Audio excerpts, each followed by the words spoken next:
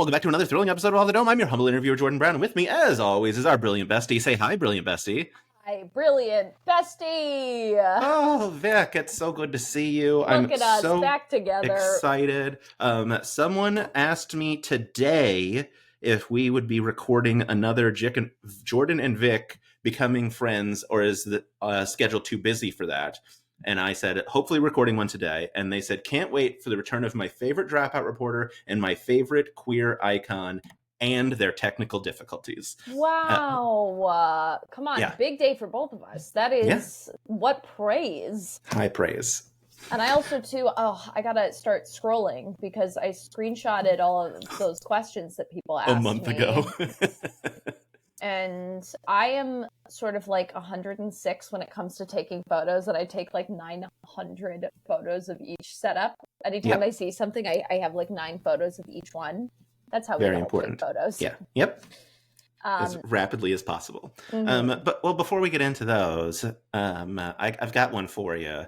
And this is in honor of Iffy and what he did this week. Did your family do the Hot Chip Challenge this year?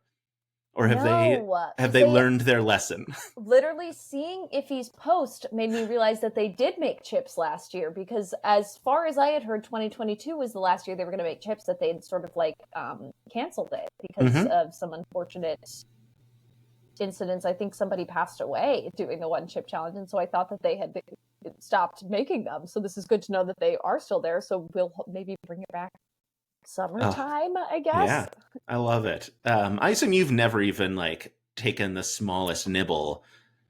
I did the one chip challenge in like 2017. Wow. It was the worst experience of my life. I did it for a video for something, and that's the only time previous to that I had ever eaten anything even kind of like spicy like that. And yeah, I can't really see myself. There was no real. At one point, like last year, my sister was like, "You should do it with us." I was like, "You couldn't pay me. There's no world. There's nothing about that seems fun. Yeah. Nothing about you guys doing it makes it seem fun. So it's a hard pass. Would you do the one chip challenge? I mean, for views, probably. There's very little I wouldn't do to make people laugh. One of my favorite things about whichever TikTok, whichever year it was, is you are in full face paint from, I'm assuming, a Disney trip. And your family members are hurled up next to the toilet as they have eaten the spiciest chips in the world. Well, because for me, that's what I find fun. You know what I mean? Is like getting my face painted. That I like, and that I think sounds like a good time. And whatever they do sounds awful and bad, and I think is a bad decision. That's fair. Well, if you do it, please have your family videotape you and sort of edit it together. Yeah, absolutely. I liked Iffy's because it appeared to end with him on the toilet, which I believe is the proper ending to any I've done the one chip challenge. Sure. We are meeting day of VIP season 1 finale. Brennan, Izzy referred to it that your makeup team was trying to murder him. Because they covered him in fur, and he is a human furnace. And we were shooting in a heat wave at the beginning of September. Good. Yeah, perfect. I'm fairly confident you haven't seen this because Sam posted it right before we started recording. Ooh. And Sam says, the season finale of VIP is something else entirely. In this vast and indifferent universe, I feel lucky to be alive at the same time as Vic Michaelis and Brendan Lee Mulligan, both as a colleague and a fan. That's so sweet. I noticed friend wasn't in there. Colleague and fan, yeah. Well, maybe that's on you. That's tough. When was the last time you reached out to Sam to establish your friendship? That's really tough. That's really, really hard. That's tough to hear. We text on a semi-regular basis. That's tricky. And I hear the note and I'm listening, is what I'll say. I'm learning and I'm growing. I appreciate that. Thank you for the challenge, Sam. I appreciate that, is what I'll say. Oh my goodness. And I haven't seen the episode, obviously. So excited to see it tonight. I wanted to grab you before the episode aired because we've technically not spoken. I don't know why I said technically like it's a trick. We haven't spoken after the last 2 episodes. So we did not get to speak after Allie's mom's face being stepped on. I love that Nor, up. yeah. It's just performing with Allie Beardsley is such a treat, and I feel very fortunate that I get to do it on a semi-regular basis with our improv team, and just an absolute treasure. It was such a And fun they show. really got you. They really got you real fast. Just out the gate, stepped on my mom's face, just instant. Those Yetis really can break me, especially because I think with in improv too, like, and I perform with them so regularly, and I have for such a long time. And I guess this season it would have been Jacob, Zach, and Allie, who are on my regular improv team, and I just like, I don't know, getting to see them do something in somebody that you know so well do something in a new light and do something just, I mean, they make me laugh on a regular basis, but like watching them in the makeup really just crush it really just tickled me. I mean, like, it was amazing. Yeah, such a good episode. My God, the back and forth between the two of you at the old man and the dog. When you were like, "What is like the first thing that comes to mind?" LGBTQIA plus, and your reply of this old bisexual man and his dog. Just incredible from both of you. And I Yeah, guess extra bonus shout out to Paul Robolino holding his laptop so you could look at pictures of dogs. yeah, Just really saw brilliant. myself in that old man and the dog. It was such a good episode. But I mean, as was Martha and Lucian. No shade to them. Oh, we're going in backwards order. Yeah, the two of them are just so funny. They're like sort of encyclopedic knowledge just of the world is insane to me. Yeah. It was just like, you know, everything that we would throw at them, everything I would say, they had like a full like backup. Oh, that's my hat. And I was like, what is this? It's my hat. It's like a dog noticing their tail for the first time. And I'm just gonna, you know what, we're gonna do this because I'm gonna look at it and I'm gonna forget that I noticed it and we had this interaction. But yeah, I mean, they're just like so unbelievably funny, and like I thought was like one of the better uses of the green screen. Like I thought across the board, like that episode, I really was like, I think that like the whole episode great, but I really think they sort of like hit our stride with the green screen stuff. Like I thought they nailed it. Super nail. I mean, it's so nice to see. Like, I mean, obviously we got Princess Emily, but it was so lovely to see a second, brilliant musical performance by a composer I found out and have since forgotten the name of. It's not TJ, that I know, because that's who I expected it, because he does all the sound mixing for and all of Dropout. Is a brilliant composer. And is a brilliant composer. So I was like, well, that just makes sense. And so I was like, had to be you, right? And he's like, no. I was like, got it. Okay, well, let me ask Tamar. So at some point I found out, and then it escaped my brain, as most things do. Yeah. It's how it happens. Yeah, it's so brilliant. I also I got to talk to Ross this week as well. Ross Bryant? Yeah. Oh, brilliant. Amazing. Yeah, I'm hustling this week. Like you've had a big week. It's a big week. You, Izzy, and Ross all in one week. And yeah, it was funny because the Izzy interview was a surprise to everyone because we had tried to schedule one before she left for like the UK Ireland tour. And so I had already posted like, hey, does anyone have questions for Izzy? And so because that had posted, I was like, I don't have to tell anyone that technically I can just like do the interview and surprise them. Yeah, so no one knew an Izzy interview was happening yesterday, and so I got to surprise everybody on the old Patreon and on TikTok with her delightfulness. Man, how nice is that? It was fun. She's an excellent surprise. I don't know. I feel like sometimes there's surprises where it's just like, oh God, and this is one where it just is across the board delightful. Delightful. It was so fun editing the clip where you like, because I think you saw the video where like you see my face doing my silly intro, which I did obviously apologize to her for that she has to hear it from another human being. But then like cutting to her, like it's just like what a delightful surprise. And yeah, she's the best. She's the best. Yeah. What can you say? She's the best. We talked about you. I don't know if you've seen the clip I posted today. No, I haven't. I haven't been on. I don't think I've been online today. I maybe have a little bit. Because you I don't want to say that commented. and then be like, I have it online. Yeah, I mean, we did message each other on Instagram this morning, but it was on TikTok, so it was a different app. I see. I'm not really on TikTok anymore. I will go through like once a week or something like that and just like, poke around, do a lot of reposts, but it's as stupid as it's on a different place on my phone and I forget it exists. And it's impossible to move, so. And it's impossible to move. Yeah. Anyway, I replied to your comment with a video where Izzy and I talk about you, and how brilliant you are. But unfortunately, we get interrupted by one of her cats opening the door. So it we start to talk about you, but obviously immediately derails into the fact that a cat opened a closed door. Yeah, classic. So, yeah. I know the cat. Tom Thumb. Does Tom have thumbs? Do you know? I don't think so. I think it's Okay. more of an attitude. Got it. That's fair. Because some cats have like 6 fingers and they have thumbs or whatever. That can't be right. Is that That is true? absolutely right. Yeah, I think they're 6 called, fingers. well, toes, whatever you call 6 them. toes. Yeah. It wasn't the semantics that I was so surprised about. Okay. That is 6 Yeah. digits. Yeah. I'm looking this up right now. We're gonna scream to a halt. 6-toe cat. The Hemingway cats. Yeah. I don't know why. I knew that polydactyl cats. Polydactyl cat. Crazy. Okay, well that's good to know, and now I have the page open, so I can peruse that later. Great. We're educating folks out We're here today. We're educating, and ourselves a little bit too, which I think is important. Very.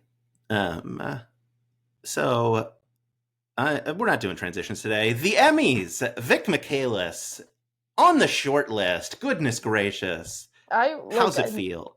Unbelievably shocking, and it's so kind of them to, like and watch and connect with the show and think that, you're worthy of being on a short list like that. Like, it is one of those things where awards, especially in a social media space, are like so interesting, especially because dropout exists so much online, and so like part of it is like the people that are our fan base, we know how they feel about it, right? Is like they're letting us know immediately what they think, which is very cool and interesting, and it's cool to watch that. It's cool and special and interesting, and also like doesn't matter in a certain sense, but it's just like very cool to have people looking at the whole thing cohesively and go like, oh, we like this. It's just been a really, really interesting experience. And more than anything, like, I think for me, it's just morale and recognition of like the team as a whole. And like a lot of people worked so hard on this, and even though there's typically only 2 of us on screen, it's like, there's an insane amount of people that made this happen, and having their work recognized, I think, is just like the coolest thing in the world. Yeah, I mean, it's obviously so well deserved. Both the show, but also your performance. That's very kind. Thank you, Jordan. And I'm excited for you. Oh no, that can't be a thing. Okay. Itch. I promise. I'm not really a crier. Okay. But I can cry on cue if somebody wants to hire me to do that. I will do that. Do I transition away from Emmys? No, I don't. We're going to stay here. Because obviously I talked to Izzy about Dead, so now we can talk about Dead. Because now you will not be the first person to have spoken about Dead. Perfect. But Emmys, Clayton Davis, huge fan of yours. Rocks. We did a little podcasty interview with him a few weeks ago, and it's just like is so wonderful. And I think like reporters, like especially at the level he's at, like I don't know what I was expecting, but he just is like a very nice like normal person, and it just was like a really wonderful, fun conversation. Yeah, it's so exciting because he's such a big deal and I don't know if it's like a self-fulfilling prophecy of like he makes a list of like, here's who I think will be on the Emmy nominations, and then they end up being on the Emmy nominations because he told the other like voting members to look out for those things. But who cares, because you're on it. And so it's again, it's one of those things where it just is like so deeply surreal, going from doing improv for people. Maybe sometimes you're just performing for the people that are performing after you.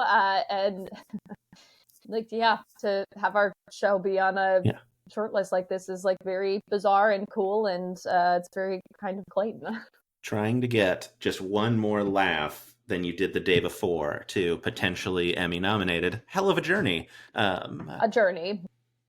I will say at this point, obviously you promised to thank me in the top billing spot of an Emmy acceptance speech. I will let you rescind that promise. And you can just, what I would ask in return, just throw me in with the big block of names when you like thank a whole bunch of people. I love that. Absolutely. Great. Love it. We'll come up with something cool and special and unique, and we'll come up with an excellent plan for that. Okay. But yes, 1,000%. Wonderful. For the now assured thing that I'm going to be giving a speech. That's what I've taken away from this, is that they're guaranteed that win or lose, I'm allowed to give a speech, little speech. I believe so. Yeah. Honestly, why did they let the winner give a speech? They should let all the losers give a speech, right? Yeah, the winner gets the trophy. The losers are the ones that should be able to give a little speech. They don't even get the trophy. Their concession prize should be a little speech. Yeah, just like, even if it's just backstage. Let everybody go backstage. No, it should be in front of everybody. In front of everyone at the full podium. There should be no host. There should be no bits. It should only be loser speeches. Have you started thinking about your Emmy fashion? You going to go like full Met Gala? You going to go tuxedo? What's the look for Emmy night? J. Crew. 90s J. Crew. Perfect. We'll do a little maybe some Limited 2 if we can scrounge that up somewhere. Justice, something like that. I love it. I know your big Emmy interviews kick off next week. Very exciting. Big Emmy interviews. You're talking to my friend Liz next week about the Emmys. Yes, that is true. I'm so excited. Is she her? Yes. She seems wonderful and delightful. I'm so excited to get to chat with her for a little bit. And she's a correspondent with. I didn't realize that she was Canadian, so this is very exciting. Yeah, Extra she keeps exciting. trying to claim you as full Canadian, and then we get into arguments that you moved there as a teenager. So that is true, but I would say it's a little tough, a ship with no mooring, but I do really identify and probably claim with like Canada as being home. I mean, formative years. Obviously, like, you reinvented yourself in Canada. I get it, but for the sake of my argument, I will never agree with her that you're anything other than American, so that we get to keep you. As is your American right. Yeah. Oh goodness. I was attempting to decipher my notes, and I just have an arrow drawn and the word chicken, which took me a second, but I got there. The evilest bird you can think of. The speed, Vic, at which you said chicken. People are fighting me on it being a Canadian goose, and I really hear you, but people know Canadian gooses are mean, and we're talking evil birds. Right. Chickens need your help. You got to take the eggs out, and so you're there doing it, and they're just going to peck the shit out of your hands. You know what I mean? They're going to run away. They're going to sort of like scare you a little bit. They're bad birds. And don't leave eggs when you want them to, like on their schedule. Yes, and sometimes it's a little scavenger hunt, and you're like trying to put them away at night or take them out in the morning, and they're like running away. It's like all of it is a nightmare. They're so reliant on you, and then are mean little assholes about it the entire time. Delightful. I don't look. There can be eviler birds. I agree with you, but the speed at which you said chicken made it the correct answer. No one can disagree with that. Thank you so much. The fastest to the answer wins, right? That's always been the rule. I love that, and I would agree with that. And it's also, a lot of it is conviction. We're having this conversation now. You know what I mean? I'm getting to pitch my case, and that's all you need. You need people to sort of buy in. Speaking of pitching your case, if folks wanted to go check out tincanbros.com, oh no. It's .vhx.tv. It is absolutely still up. I was watching it this morning. Okay, just kidding. They can go watch the great debate, where I won't spoil the outcomes. I've also only watched the first round. Okay, never mind then. But at least that your first round pick for most fuckable cereal mascot. I love that you referred to Elsie the leprechaun from Lucky Charms as they, them, and then everyone on stage used he, him pronouns for them. And that just felt like a real microcosm of your life. And I also think, like, the more I thought about it, because I was like, you know what, they, he, I think, you know, it really is like he, they, like, I think, you know, like, and also too, like, that's my perception, but he, they have not said, so I also, like, we can't layer something on Elsie that Elsie is not, and so that's not honestly on me. And I'm sorry. I'm on your side. Okay, wait, close your eyes, and if you haven't watched the Great Debate, skip this part. Okay. Ready? Close your eyes, and then this will be a closed. little treat for later. Great. Okay, open them. Great, a great visual medium. It's me closing my eyes. It's the use of the space. Yeah. Yeah, absolutely delightful. If we want to do promos now, because I know we have a hard out in 29 minutes, and I don't want to miss the opportunity to say Star Wars table read at Dynasty Typewriter happening this Sunday if you're in LA. Yeah. Also live streamed. Some brilliant folks alongside you. Friend of the show, Christina Ariel, going to be there on there. Like, it's delightful. Can you say who you're playing, or is that a secret that's going to be revealed on stage? They haven't announced it, and so when will this go up?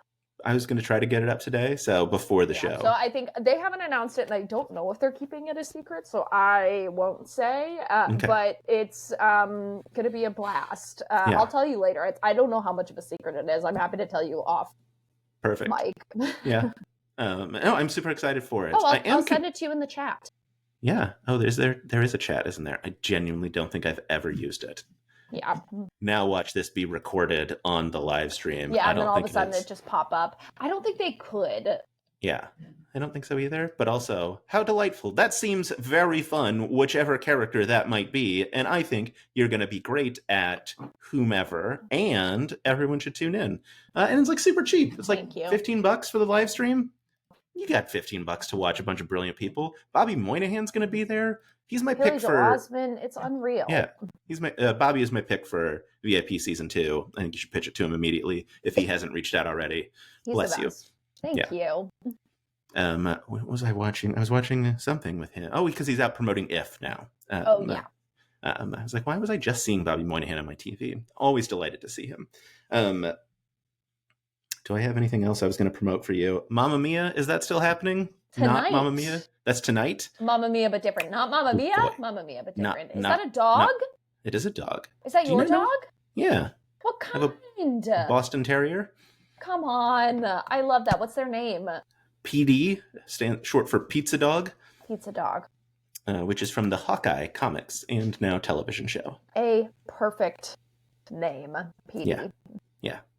The only problem is, like when you go to a vet and they're like, what's your pet's name? And then they put the name of the pet in instead of your name, which is not how things should be because he can't call you. So then whenever I have to call him, like, all right, the dog's name is Petey. And they're like, got it. I can't find it. I'm like, right, because it's P.D. It's not Petey. This one's on me. But also kind of on you, have a better system for this. Yeah, it could be under the human name. Yeah. If I said it's Jordon Brown, they could look it up and be like, got it, you have a dog. No, I mean, that would be hard too, because they're spelling it with an A. And so then they gotta sort through. And so that's put it under my wife's name, Kelsey. There we go. Okay, classic. Yeah. So I think, have we done all of our promotions? I think that's everything I wrote down. Obviously, do you have stuff that you're promoting? What are you doing? What are you up to? My Paul Robolino interview dropped today. Ross Bryant drops next Friday. Working on Kate Elliott, trying to figure out when I can get a time with her. She's the best. Kate's seems really fantastic. Kate emailed me and was like, could you send me the questions you're going to ask? And I was like, oh, Kate, you have given me so much more credit than I deserve. It's all vibes over here. It is indecipherable notes and vibes. That's so funny. I never even thought to ask somebody to send questions ahead of time. Yeah. That's how my brain works. Is it never even occurred to me that people are really writing questions ahead of time, but I guess that makes perfect sense. Yeah. Some people are professionals. Okay, good to know. Good to know. I'm going to keep that in not mind. one of them. I write down things like, let's see, an arrow to. I write down things like Vic's stepdaughter, and then forget to say same age as Vic. A shocker and a scandal. Oh my goodness! I think. I mean, so my assumption is that we're getting more in host. I know we're getting more host Vic backstory tonight because everyone has told me that.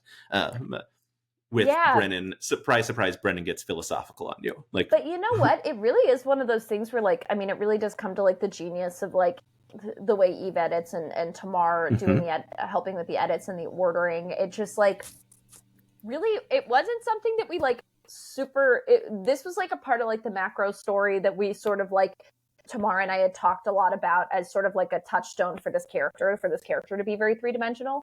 But like, I don't know, this sort of like the way the lore played out and the way that like people in the audience grabbed onto it was not something that we totally expected. So this was like the finale before we knew that people were going to be like this interested in what Host Vic had going on. So it is, it's just, it's a good time.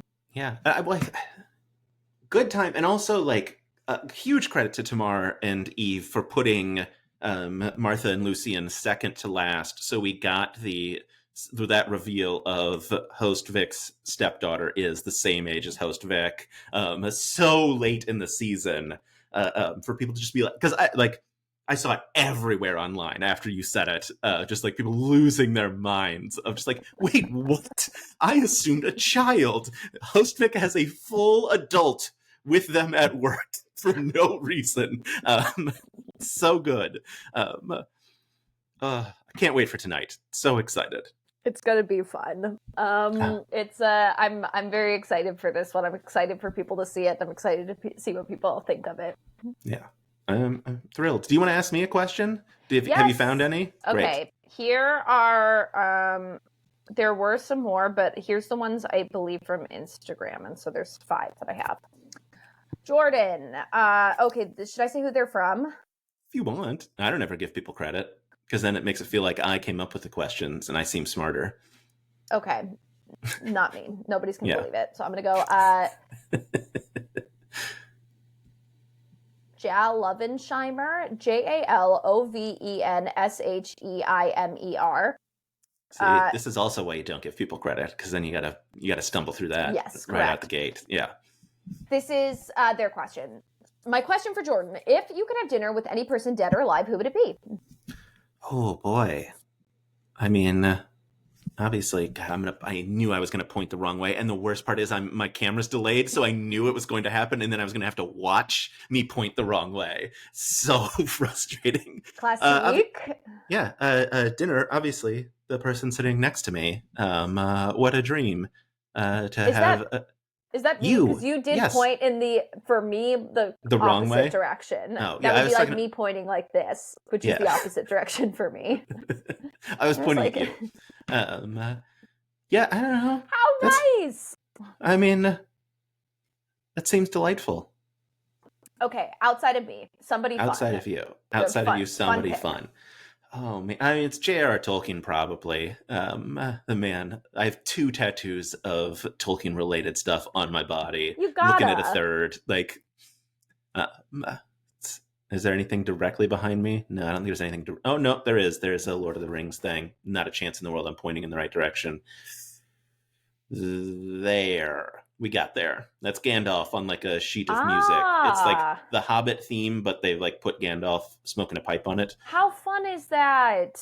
And I think directly below it is a list of the Hobbit meals. It's very important in my life. It's most of my personality. It's Dropout, 95%, 5% Lord of the Rings. I love that. A good and a good thing with a lot of the Lord of the Rings stuff coming out. I feel like it's a good time to be Lord of the Rings. What did you think of Rings of Power? I really enjoyed it because I'm not a person that hates people of color and women. Weirdly enough, is that why people hated it? Yeah, because there were black elves and Galadriel was too strong or something. Which, like, hey, gang, read the Silmarillion. She's a badass warrior queen. Shut up. That's so crazy. Okay, are you ready? I'm ready. This one, Jimmy Buffett Power asked, "Hi Vic, huge Jordan Brown fan over here, and I heard you were interviewing him and taking questions, so I just got to know his hair care routine. Thanks, Ooh, Vic." yeah. It is, God, what's it called?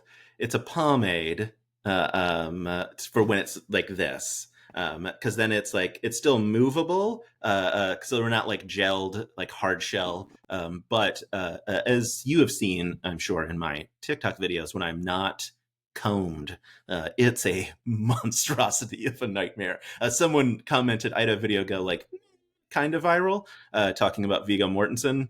And someone commented "heat miser" on my video, and I was like, "Well, you're not wrong. That is the hairstyle that I have." So yeah, it's a pomade that I can't remember the name of. It's blue, and I get it at Target. Oh man, okay, awesome. So blue stuff at Target, I think was the The takeaway lid there, is if blue. anybody The wanted to actual know. pomade's like white, because that would be wild if it was actually blue. Yeah. So the lid is blue. So Yeah. Sharp tweet us your photos from when you're flex. going to buy that pomade, and Yeah. we'll let you know if it's right or not. Yeah. Okay. A person not on Twitter, tweet me your photos. K1102-352M asked, if you could pick one previous episode of Game Changers that you would have liked to be on, what would it have been? Oh boy.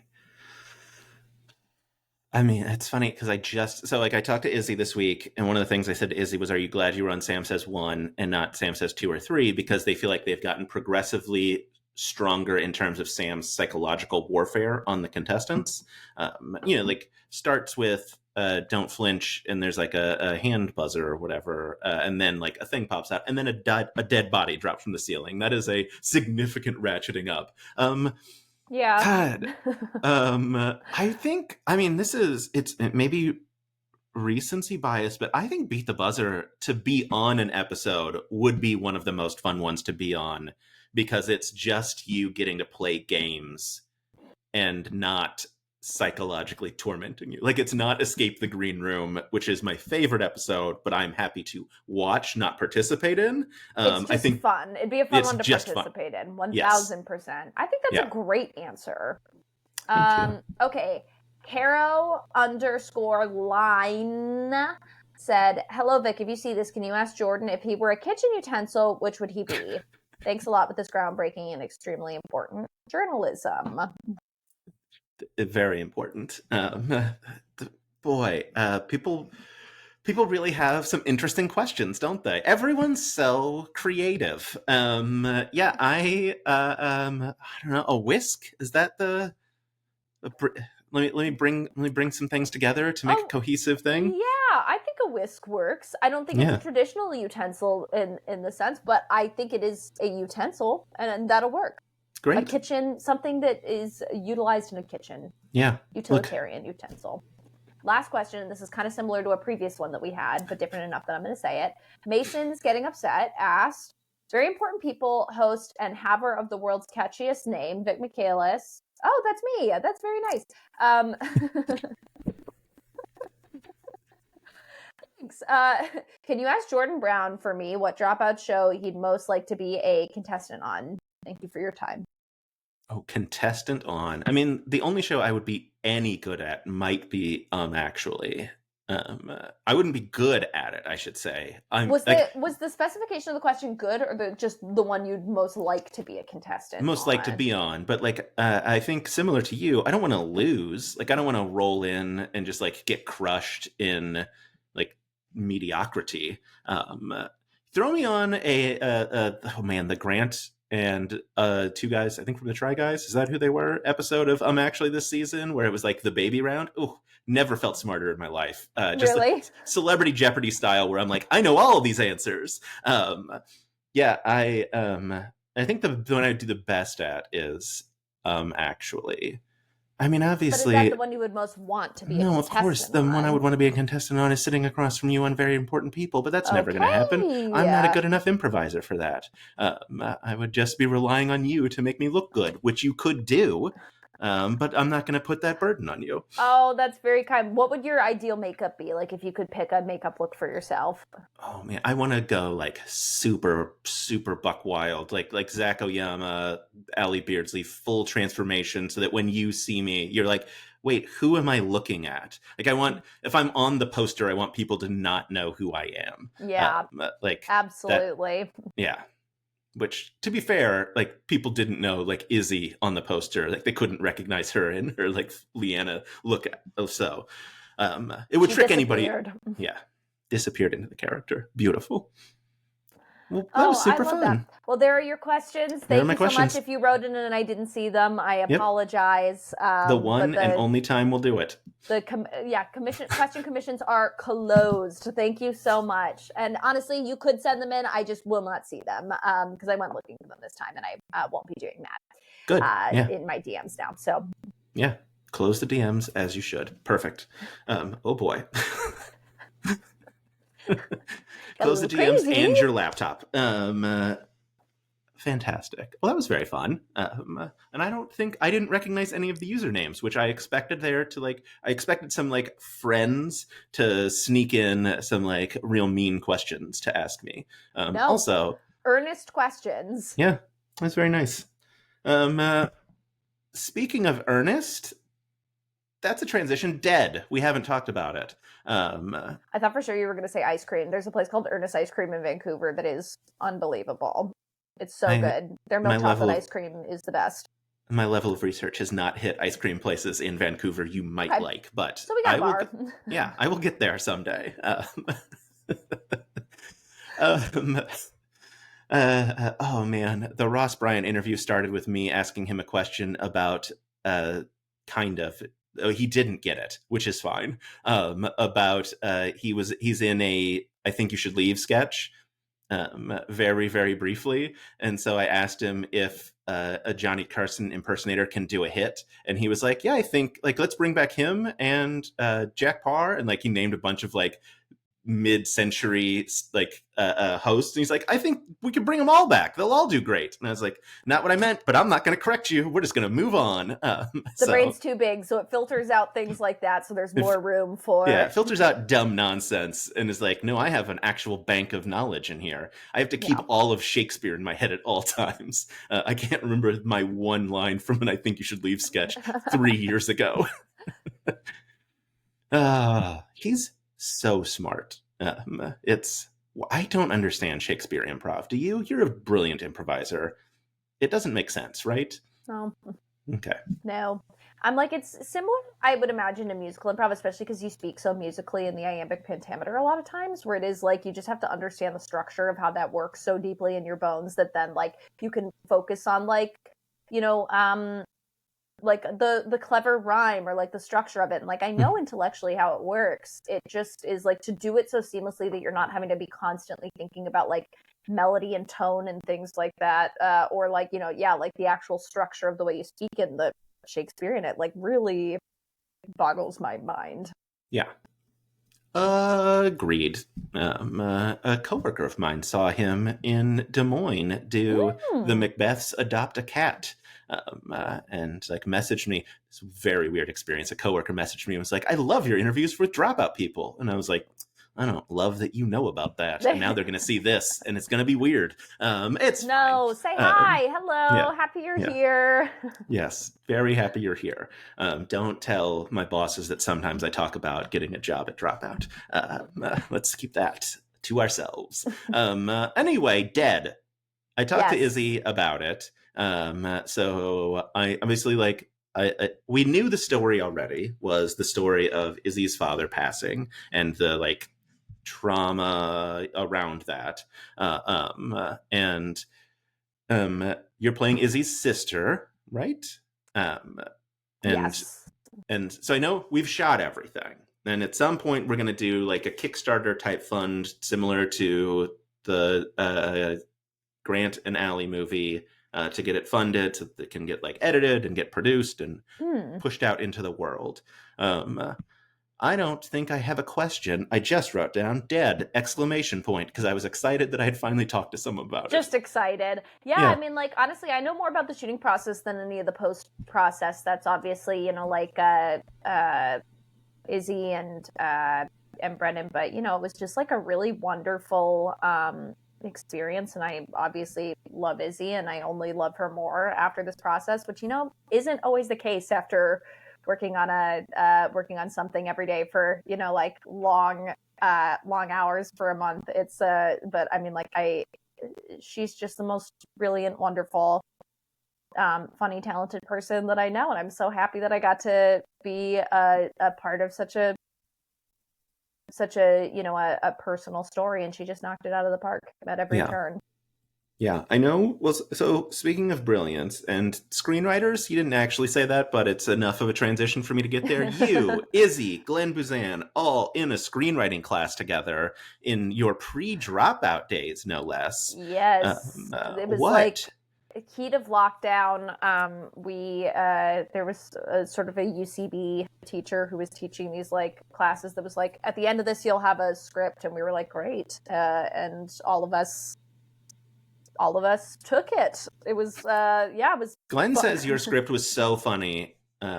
Still thinks about it. That can't be true. Glenn wrote the funniest thing I've ever seen in my life, and then like months later wrote a best-selling comedy book, and now has a second best-selling comedy book, which you should check out. Their mom's way worse than you. Their dad's way worse than you. Worse than you. It's I mean, Glenn is like just, I think, a brilliant writer, and it's only a matter of, well, it's not even a matter of time. She is a best-selling author, right, and will continue to work and be very, very successful writing both comedy and anything that she wants, because she is the most one of the most brilliant writers for not just like the jokes and the comedy, which are all spectacular, but like the story of her screenplay. As I remember, it was just like, really wonderful and heartfelt, and like and grounded in a way that was just like very cool to see. It's delightful and so lovely. You're so kind. Do you want to get? I'm pretty mean. I'm pretty mean. In when? I'm saving it. I'm gonna save it. Here's what I'm gonna do is I'm gonna pick one. I can't even say that. I was like, I'm gonna pick one person. I'm gonna be so mean about that person. I'm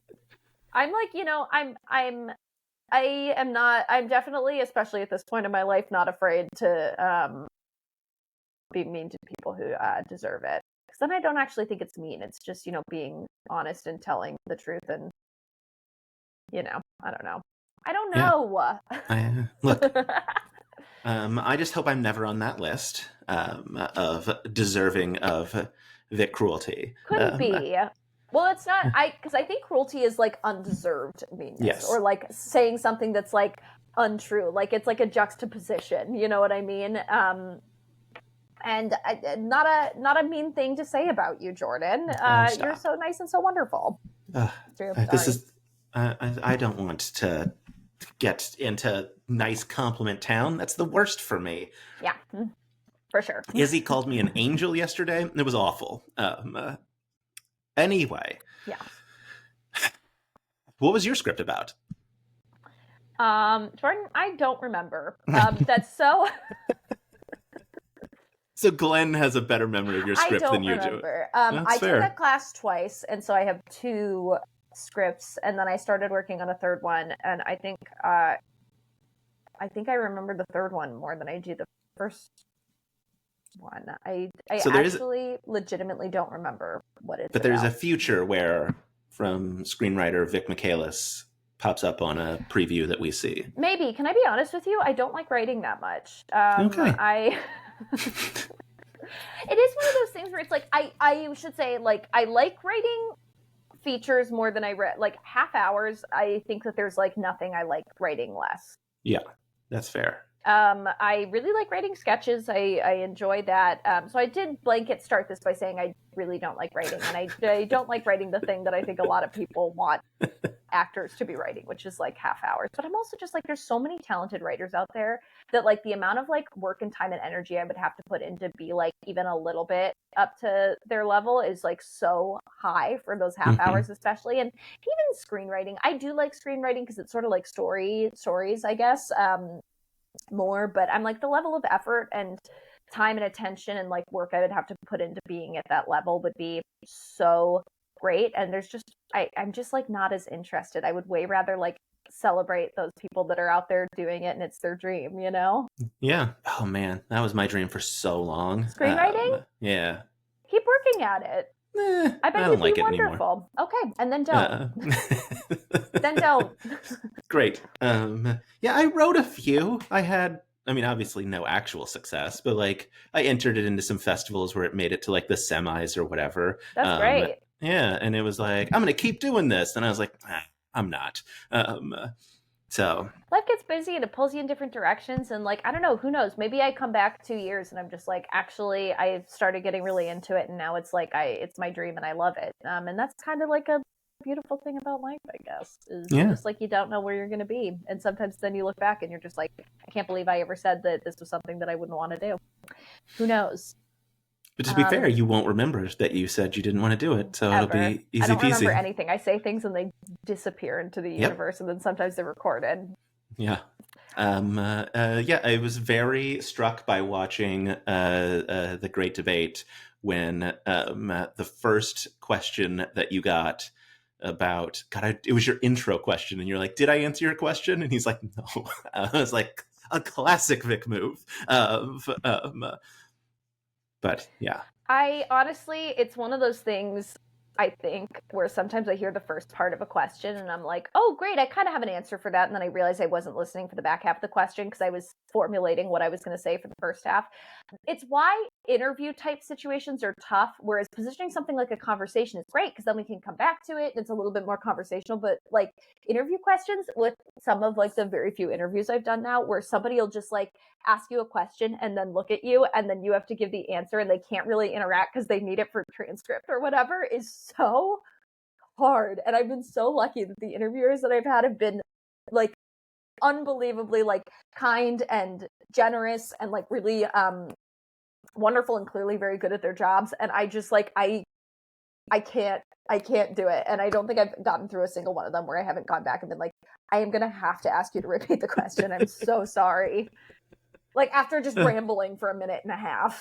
Yeah. I'm glad. I feel like you've gotten more comfortable with me because you don't ask me to repeat the question anymore, or ask for like feedback, or like you're like, did I answer your question? We don't do that anymore. Well, you just go and it's fine. The nice part is now it's like, it is more of a conversation. You know what I mean? Like now I feel like we do have a lot more back and forth. Like you ask questions, but I know if we like go off on a tangent, we'll come back or we'll find something else or we'll go somewhere else. And that's also like totally fine. Whereas like, I feel like, especially like seeing sometimes stuff that I say written in print is crazy, is literally crazy. And it's pretty undecipherable from my point of view. And that also might be because I'm dyslexic, and reading something that rambly is pretty wild. Yeah. I feel like that's a tough pairing of I don't remember saying it. It kind of gets a little away from me at the end, and I'm dyslexic is a tough triple sow cow. That's a figure like skating thing, right? I really love that. And I'll just also like make stuff up sometimes if I don't know what I'm saying. You know what I mean? Yeah. Where I'll like just start making up like, what is it? What do they call them? Where it's like not a metaphor. Is it an idiom where it's sort of like a thing people say? Is that what I'm thinking of? Yes. I'll just start making those up. Amazing. And people are very kind and often not correcting me, but sometimes I'll just use that as a filler where I'm like, you know how people say blah, blah, blah, blah, blah. And people are like, oh, yeah. And they're like, oh, Vic must be Canadian, so it must be a Canadian thing. And also, too, like, there's enough small towns in the world that it could be something somebody said somewhere, and I feel very confident about that. Someone sometime said it somewhere. Vic Michaelis, absolutely incredible. Hey, if you have dinner with one dead or alive person, you gotta pick for yourself. You want to close on that? Don't feel pressure to say me, but I did say you. That's fine. I won't. Okay, great. This is a wish. We're talking right now. Mm-hmm. Dead or alive, one person to talk to. Okay, I know. Okay. It's going to be okay. It's going to be, and now I'm forgetting his name. We're going to end on a strong note. Vic Michaelis, absolutely delightful. I forgot his name. As always. Stay tuned next time, and maybe we'll have figured out who his name is. It was really, really deep and thoughtful, and I can't remember his name, but I love just it. know the guy is big. President. It was a president. Ooh, a tease. There are only like 43-ish of those, so assuming President of America, not. President of America. Great, yeah. Get in the comments, guess which president you think it was. Yeah. I'm going to say probably not Trump, probably not Biden, probably not Obama, because Vic would have remembered their names. So, yeah. There you go. Knocked it down 3. Get in the comments. Who is it? Was an actor? Ronald Reagan? Oh, yeah.